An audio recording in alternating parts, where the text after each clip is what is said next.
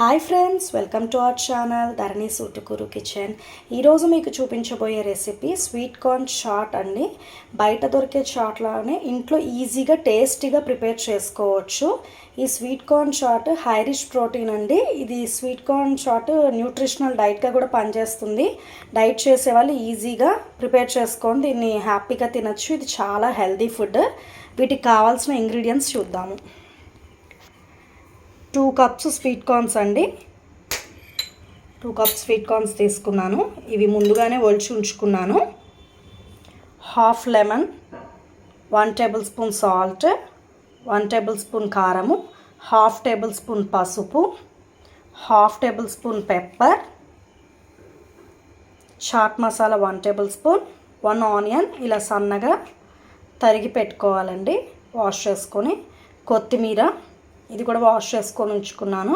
1 tomato ఇది కూడా ఇలా సన్నగా కట్ చేసుకోవాలి. అయితే నేను గిన్నెలో వాటర్ పోసి ఉంచుకున్నాను. ఇవి కొంచెం మరగాలండి. బాయిల్డ్ వాటర్లో ఆ స్వీట్ కార్న్స్ వేసి బాయిల్ చేసుకోవాలి. కొంచెం నీళ్ళు మరిగితే సరిపోతుంది. వాటర్ ఇలా బాయిల్ అవుతున్నాయండి. ఇలా బాయిల్ అయ్యేటప్పుడు ఈ స్వీట్ కార్న్స్ అన్నిటినీ దీంట్లో వేసుకోవాలి.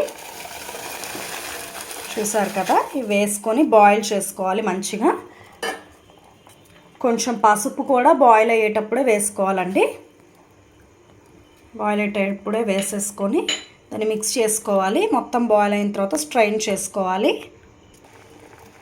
చూసారు కదండి, ఇలా బాయిల్ అవుతున్నాయి. ఇలా బాయిల్ అయిపోగానే స్ట్రైన్ చేసుకోవాలి. కూల్ వాటర్లో కూడా స్ట్రైన్ చేయాలి. ఇది ఇలా స్ట్రైన్ చేసుకున్నానండి. హాట్ వాటర్ అంతా స్ట్రైన్ చేసాం కదా, దీంట్లో ఒక హాఫ్ కప్పు కూల్ వాటర్ కూడా చేసి స్ట్రైన్ చేసుకోవాలి. ఇలా మెత్తగా అయితే సాఫ్ట్గా వచ్చేసాయండి. సాఫ్ట్గా వచ్చేసాయి. తీసుకున్నామండి స్వీట్ కార్న్. దీంట్లో ఇప్పుడు ఒక్కొక్కటిగా వేసుకొని మిక్స్ చేసుకోవాలి. ఆనియన్స్, టొమాటోస్, కొత్తిమీర,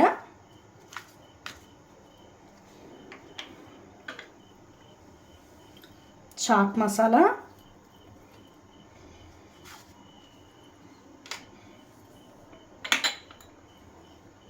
కారం,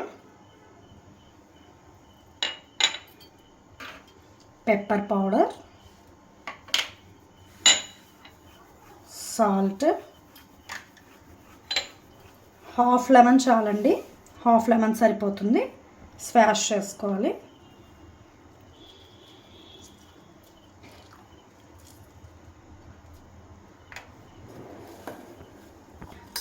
దీన్ని ఇలా మిక్స్ చేసుకోవాలండి అన్నిటినీ.